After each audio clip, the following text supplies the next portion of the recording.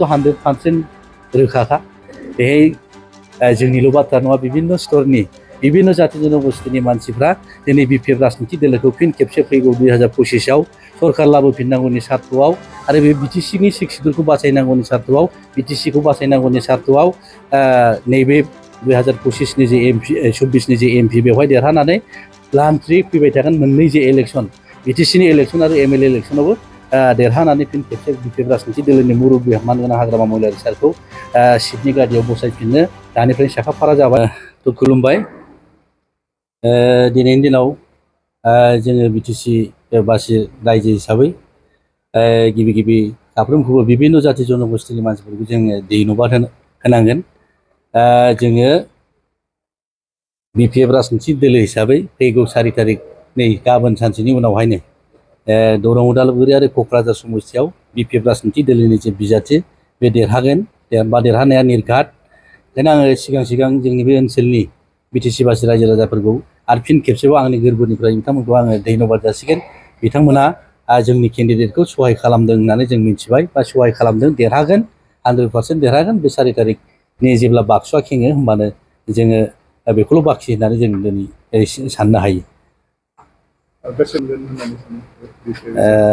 जोंथ' मिनिमाम जोङो 5,50,000नि गोजौआव मोनगोन। जोङो मिनिमाम जों 5,50,000 जों एक्सपेक्ट खालामदों। बेनि गोजौआव जों भट मोननानै क'क्राझार समस्ति हिसाबै देरहागोन आरो उदालगुरि दरं आरो उदालगुरि समस्ति हिसाबै जोङो बिभिन्न स्तरनिफ्राय जोङो ओरैनो खबर मोननाय बायदिबा बे पार्टिनि नङा दे आंनाव नोंथांमोना सोंनाय हिसाबैसो आङो बेक्तिगत हिसाबैसो बुंनाय। दा दरं उदालगुरियावबो जोङो बिभिन्न सर्सनिफ्राय मिथिनाय मथेबा नेक टु नेक फाइट जादों होननानै जों मिथिदों। बेवहायबो एसेल' खम भटआव जोङो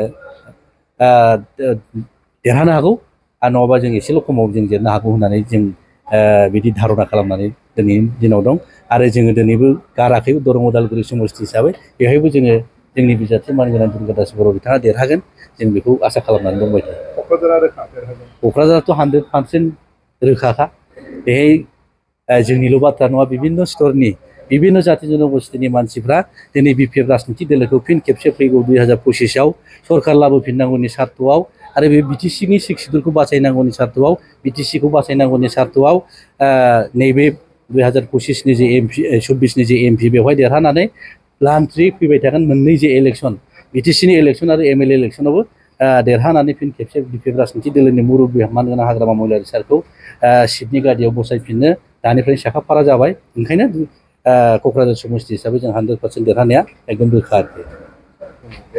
बिपिएफ राजनिति दोलो हिसाबै बिभिन्न जायगायाव बा बिभिन्न जायगानिफ्राय बा थांनाय गोबाव सम 2005निफ्राय जे इलेक्सन बेनिफ्राय बिपिएफ राजनिति दोलोखौ बिभिन्न जाति जनगोष्ठीनि मानसिफ्रा जोंखौ गोबानानै लाखानाय थांनाय 2020नि जे इलेक्सन बेवहायबो जर जबस्तियै माबा खारनाव सोरबानि खैसार सानायावसो जोङो बिपिएफ राजनिति दोलो हिसाबै जोङो सासननि बाहेरायाव थानो गोनां जादों।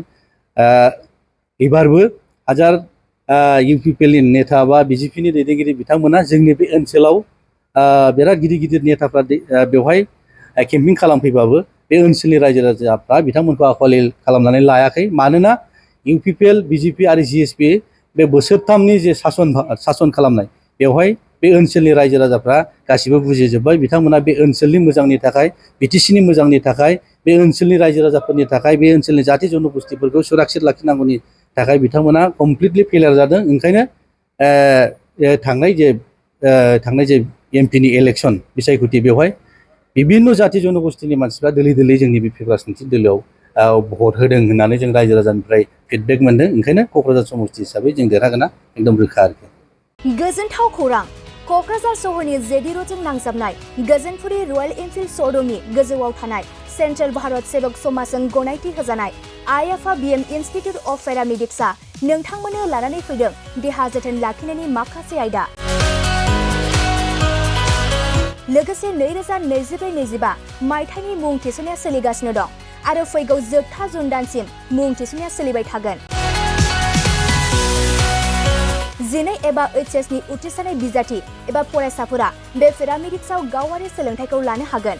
क'क्राझार सहरनि गोजोनपुरि एबा गांजिमा बाजारजों नांजाबनाय आइएफआ बिएम इनस्टिट्युट अफ पेरामेडिक्सआ नोंथांमोननि थाखाय गोदान मुं थिसननाय आयदाफोरा जाबाय medical laboratory technology, first aid patient care and assistant nursing, OT technician, ICU technician, radiology technician बेफोर कर्सखौ 2 बोसोरनि गेजेरावनो आबुं खालामनानै BSS जों गनायथि होजानाय डिप्ल'माखौ लानो हागोन। लोगोसे गासैबो डिप्ल'माखौ लानायनि उनाव सोरखारि साख्रि मोननायनि सुबिदाबो दं। जुदि नोंथांमोना बेफोर कर्सनि थाखाय गोदानै मुं थिसननो गोसो दंब्ला आइ-आफा BM इनस्टिट्युट अफ पेरामेडिक्सनि 9395899391 एबा 9821663110 मबाइल नम्बराव थोंजों सुलाद लाहरनो हागोन।